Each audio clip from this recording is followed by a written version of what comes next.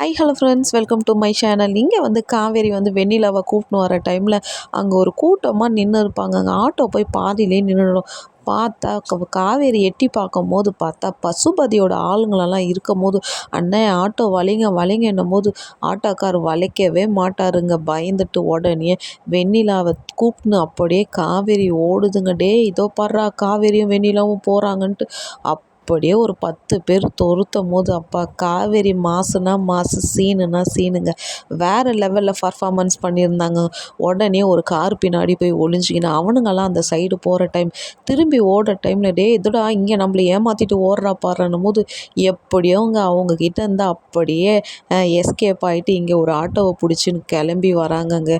ஆனால் காவேரிக்கு இந்த மாதிரி ஒரு பசுபதி டைட்டு கொடுப்பாருன்னு நினச்சி கூட பார்க்கலங்க. காவேரி உண்மையை சொன்னால் தான் இங்கே விஜய்க்கே விடுதலைன்ட்டு நான் நினைக்க போகிறேங்க. லைக் பண்ணி கமெண்ட் பண்ணுங்கள். கூட இருக்கிற பெல் பட்டனை சப்போர்ட்